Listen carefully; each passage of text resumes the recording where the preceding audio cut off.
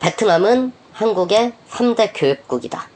네, 맞습니다. 지금은 3대 교역국이 맞습니다. 하지만 저는 꼭 아셔야 되는 부분, 그리고 저는 사실 미국에도 살아봤지만 미국과 베트남은 달랐던 게, 베트남에 살 때는 베트남에서 제가 일을 하지 않았습니까?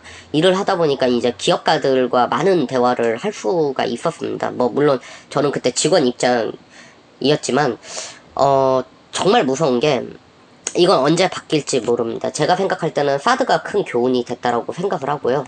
기업인들이, 우리나라 기업인들 정말 인류라고 생각을 제 개인적으로는 합니다. 그렇기 때문에 지금 이미 타 국가를 준비하고 스터디하는 기업인들이 굉장히 많았고요. 제가 봤을 때 그러한 부분에서 이 3대 교역국의 위치는 계속 갈 거라고 생각은 하지 않지만, 제가 생각할 때 5년에서 10년은 무조건 가지 않을까라는 생각을 하고 있고, 이 역시도 결국은 베트남 정부가 어떠한 방향성과 어떠한 리액션을 하느냐에 따라서 이 3대 교역국의 위치가 결정이 될 거라고 생각을 합니다. 왜냐하면 베트남 정부에서도 알고 있을 겁니다. 결국 세수, 많은 부분의 수입이 들어오는 부분은 결국 한국의 제조 공장을 두고 있는 많은 대기업과 협력사들이 한국에서 많은 부품과 이제 관세적인 목적으로 수입을 하고 있기 때문이거든요. 그러한 부분 역시도 베트남 정부는 알고 있을 거고, 수치가 전부는 아니죠. 수치는 결국 뜯어봐야 그게 결국 어떻게 이루어진지를 알아야 되는 거거든요. 이 부분에서 많은 분들이 착각을 또 하게 되는 부분이죠.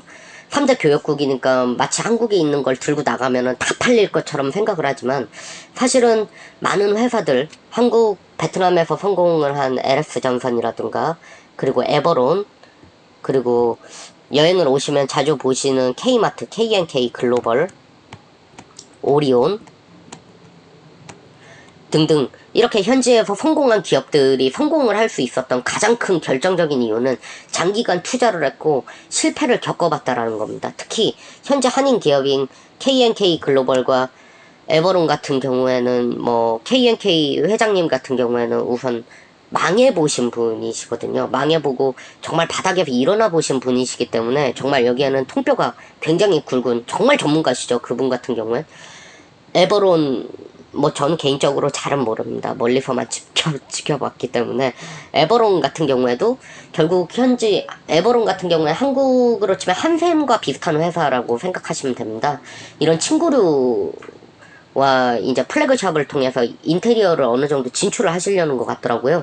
에버론 같은 경우에는 이제 정말 현지화에 굉장히 성공을 한 한인 기업이라고 볼 수가 있습니다. 오리온은 워낙 기사가 많이 나와서 제가 말씀 안 드려도 될 것 같고요. 그 외에 대부분의 회사들이 생각하시는 것만큼 바로 들어가서 되는 거는 저는 아니라고 생각합니다. 베트남 사람들한테 화장품이 정말 인기 있는 건 사실입니다. 그렇지만 한번 이런 좀 유명한 거리들 있지 않습니까? 쭝화라든가 미딩이라든가 한인들이 많이 있는 지역에 한번 화장품 가게를 이렇게 서가지고 한번 보셨으면 좋겠습니다. 식당도 마찬가지고요. 생각보다는 잘 되는 가게들도 있지만, 생각보다는 이거 저기 임대료라도 낼 수 있을까라는 생각이 들 때가 있습니다. 그렇기 때문에 이 3대 교역국을 뜯어봤을 땐 결국은 이렇게 우리 기업끼리의 거래가 있었기 때문에 단지 위치가 바뀌었고, GDP라는 게 결국 어느 국가 기준이냐가 중요하기 때문에 그러한 부분에서 이렇게 이 수치보단 내시를 뜯어볼 필요가 있다라는 거죠.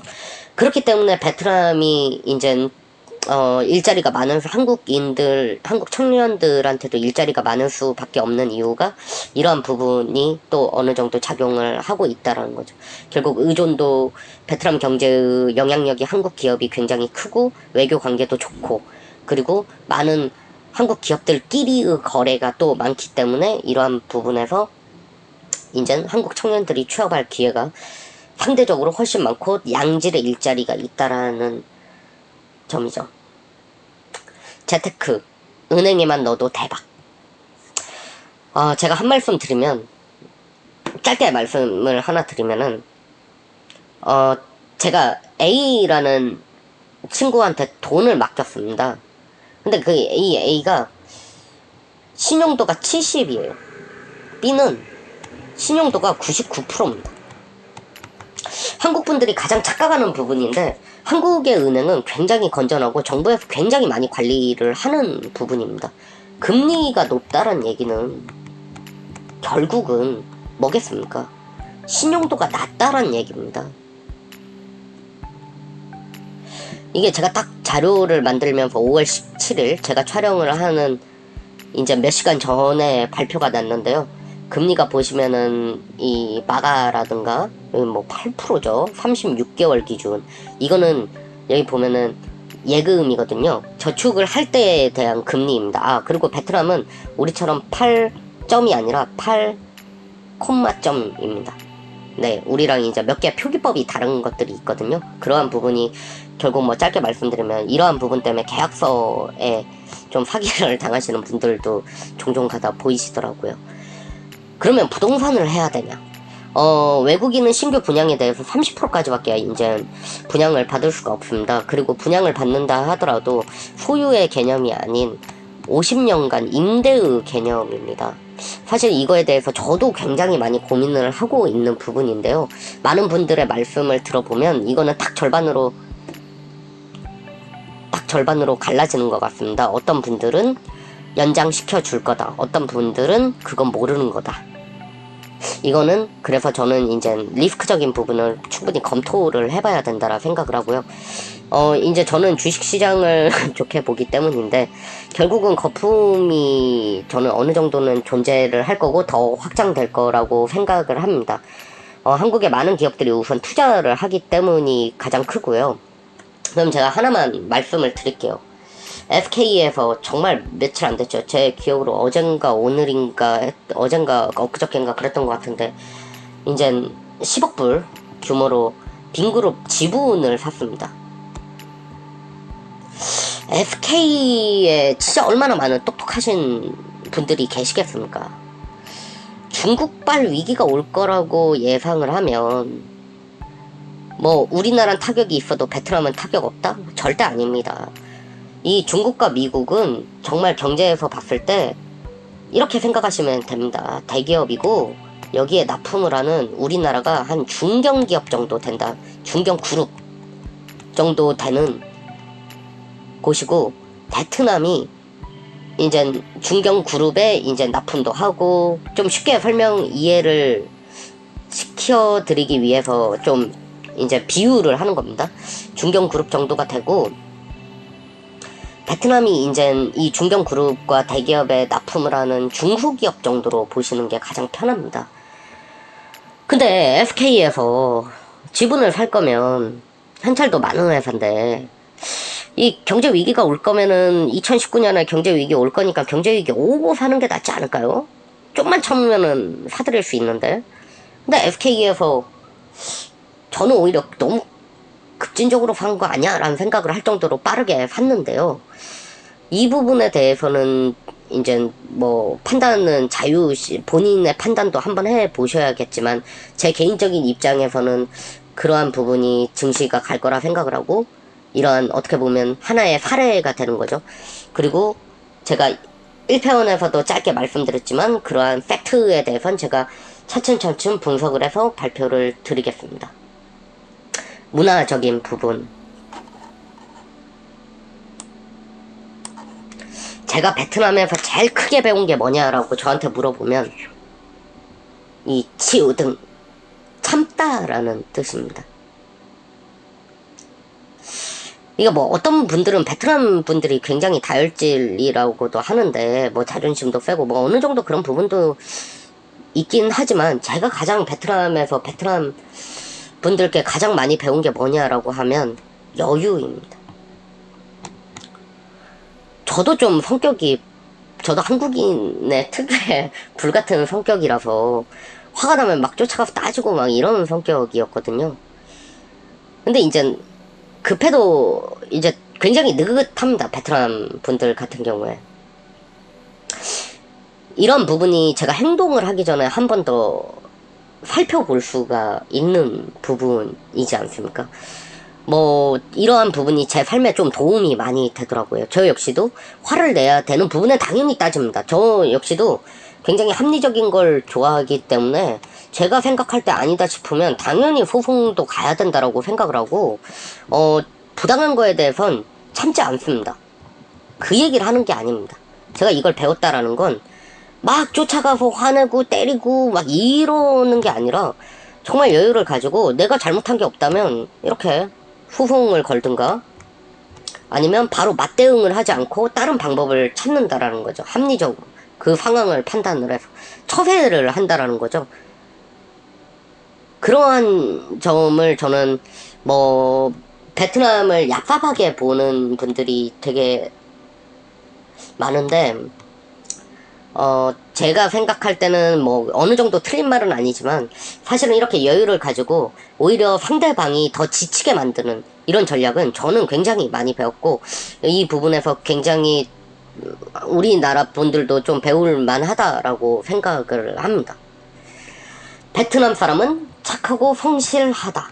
물론 사람마다 다르겠죠. 저는 이제 제가 느꼈던 100%를 얘기하는 건 아닙니다. 한국보다 비율이 높은 걸 말씀을 드리는 겁니다. 좀 착한 부분보다는 약간 제가 너무 기대를 하고 와서 그런지 저는 이제 굉장히 순수할 거라고 생각을 하고 왔는데 그렇지는 않습니다. 굉장히 계산이 굉장히 빠르고요. 이 계산, 특히 이해 득실, 이제 이득이 되냐 안 되냐를 빠르게 판단을 해서 이 이득을 좀 따라가는 경향이 있습니다. 그거를 좀 착하다라고 볼 수는 없죠. 사실 저는 오히려 베트남에 와서 한국인이 정말 정이 많구나라는 생각을 많이 했습니다. 오히려 한국인 진짜 착한 것 같아요. 성실하다. 제가 이제 인도네시아도 가봤고 태국도 가보고 라오스도 가보고 했는데 기타 동남아 국가 대비는 분명 성실하긴 한 것 같습니다. 그렇지만 한국과 비교를 했을 때 성실도의 정도는 한국에서 뭔가 A라는 걸 시켰을 때 저 잘 모르는데요, 이런 말은 사실 상상하기 힘들잖아요. 제가 가장 일을 하면서 많이 들었던 얘기, 그리고 친구들 관계에서도 정말 사소한 걸 물어봤을 때도 가장 많이 듣는 얘기 중 하나가 콩비엣입니다. 콩비엣. 잘 모른다. 나 잘 모른다. 이 부분이 제가 생각할 때 제2의 한국을 가장 가로막고 있는 부분이라고 생각을 합니다. 특히 이 잘 모른다 라는 부분, 이 좀 책임을 지지 않으려는 부분이 모두가 그러진 않지만 어느 정도는 있습니다. 베트남 사람은 교육열이 강하다. 이게 반은 맞고 반은 틀린 것 같습니다. 이 영어 언어는 정말 학원도 많고 다들 뭐 조금씩은 배워보려는 것 같은데, 이 저의 경험상 저는 이젠 좀 이렇게 사람을 많이 만나진 않거든요. 그리고 한국에 있는 시간도 굉장히 길기 때문에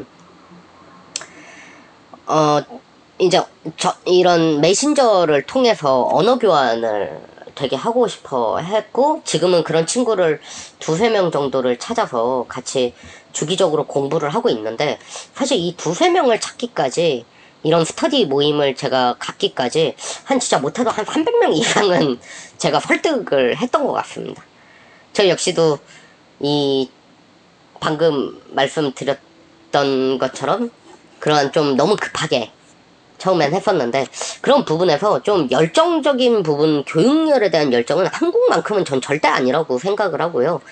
그리고 좀 이게 한국과 베트남의 상황이 전 좀 다르다라고 생각하는 부분이기도 한데, 기존의 한국이 발전을 할 때는 한국은 일본이나 미국을 배우려고 모든 자존심을 다 굽혀가면서 제발 가르쳐달라, 뭐 눈으로 외워서 인젠 막 나오자마자 암기를 해서 그렇게 만들어진 게 포스코고 현대자동차고, 사실 우리 산업의 기반이 다 그렇지 않습니까?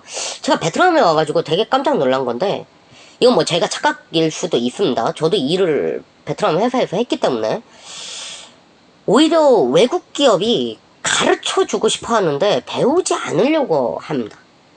오히려 미디어에서 보면 무슨 이런 기술을 막 배우려 하고 그러는데, 실제로 제가 와서, 그리고 이거는 많은 한국 여기서 근무를 하시는 분들은 공감하실 얘기라고 생각을 합니다.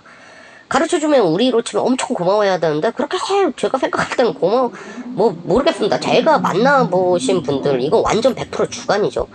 그렇게 막 알려고 열정을 엄청 보인 경우는 저는 10%입니다. 특히 저도 공부하고 스터디하는 걸 좋아하기 때문에 이 스터디가 2주 이상 가본 적이 저는 아직까지 없었습니다. 네. 이 언어 교환하는 거 빼고요. 한 명 또 빼고요. 이 친구는 또 굉장히 경제에 관심 많아서 있긴 있죠. 있긴 있는데 저의 체감은 굉장히 없다. 그 오히려 가르쳐주는 입장에서 일을 해야 되기 때문에 막 제발 배우라고 사정사정하는 모습도 전 몇 번 봤고요. 우리는 친구가 될 수 있다. 저는 여기서 굉장히 베트남 친구들 중에 정말 좋은 친구들을 몇 명은 만났다라고 생각을 합니다. 이 베트남에 있다 보면은 한국에서 딱 오시는 분들의 전부는 아니지만 특징이 하나 있는데요. 제가 이제 베트남 회사에 있을 때 인턴들을 몇 번 채용을 했었는데 그거가 어떻게 보면은 저의 그냥 주관이죠. 저의 주관적으로 제가 꼭 하는 얘기가 있습니다. 이거를 제가 이렇게 말씀드리긴 좀 그런데 깝치지 말란 얘기를 꼭 하거든요. 막 쫓아다니면서 사줄라 그러고 제가 베트남에 이건 주관이고 정말 그냥 저의 경험담일 뿐인데요. 제가 처음 왔을 때 이제 주변에 한국분 한 분이 계셨는데 정말 베트남 애들한테 이런 개무시가 없습니다. 저랑 이제 술 한잔 하다 보면 이분 문제 없습니다. 정상적이고 한국 친구들 정말 많고 그런데 왜 이분이 이런 무시를 당할까? 진짜 무시당합니다. 왜 무시를 당할까 했더니 이분이 정말 잘해줍니다. 우리도 그렇지 않습니까? 막 돈도 내주고 쉬워 보여. 막 해달라면 다 해줘. 그리고 막 애가 달았어. 또 한국인 성격 급하잖아요. 막 다가가. 그럼 너무 가치가 떨어지잖아요. 저는 사실 베트남 애들을 만나도 더치페이 합니다.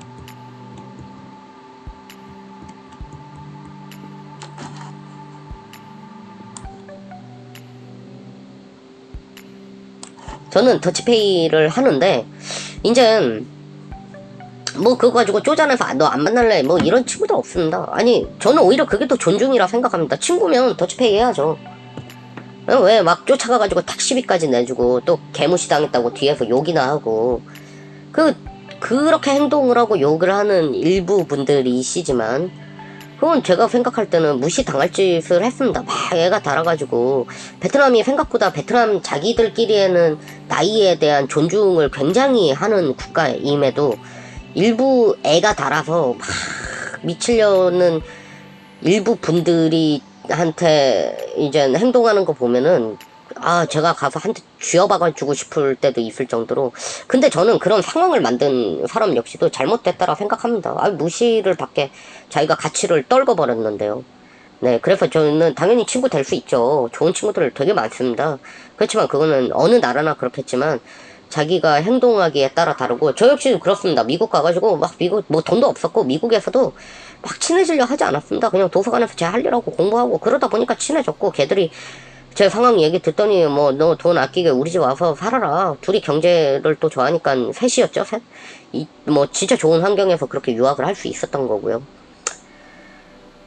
이거는 제가 생각할 때는 저는 그렇습니다. 사실 오늘 제가 좀 이렇게 그런 걸 또 봐서 좀 울컥한 것도 있는 같은 한국인이니까 네, 우리가 무시해서는 안 되지만 우리가 무시당할 상황을 만들고 좀 너무 쉬워 보이게 만드는 건 저는 문제가 있다 생각합니다. 그러니까 이제 팁 안 주면 막 안 하고 이렇게 마사지 같은 거 있잖아요. 팁 안 주면은 어떻게 마사지 값보다 팁값이 더 비싸지게 만들고 그거는 제가 생각할 때 우리가 반성해야 될 부분이라고 좀 생각을 합니다. 이제 후진국이라서 위험하다. 저는 베트남이 제가 생각했던 것보다 진짜 안전하다 생각합니다. 사실 자기가 너무 허술하게 하면 날치기도 당하고 소매치기도 당하고 그런 비율은 한국보다 높은 건 사실이지만 진짜 저는 깜짝 놀랄 정도로 생각보다 위험하지는 않습니다. 특히 치안적인 부분에서. 굉장히 잘 돼 있고, 안전하냐라는 얘기를 물어본다면 저는 길은 안전하지 않다라고 얘기하고 싶습니다. 왜냐면 골목 곳곳에 인도에 오토바이가 다니기 때문에 치안은 안전하지만 길은 양보를 하거나 그러지는 않습니다. 그리고 우리 한국처럼 조금만 스쳐도 일어나가지고 뭐 죄송해요 뭐 이런 사람도 요즘 있다라는 게 정말 베트남의 엄청난 이젠 제가 놀랄 정도로 의식이 계속 변화하고 있는 의식 변화가 확실히는 있는데 아직까지는 저는 안전하다 생각하지는 않습니다. 저 역시도 길을 지나갈 때 코너 돌 때 정말 긴장하고 지금까지도 걷고 있고요. 그런 분들은 그리고 이건 저만 손해입니다. 왜냐면 저는 여기서 부딪히고 도망가는 걸 한두 번 본 게 아니기 때문에 그러한 부분에서 저는 네 충분히 좀 조심하셔야 된다라고 생각을 하고 후진국은 정치적인 문제가 있다.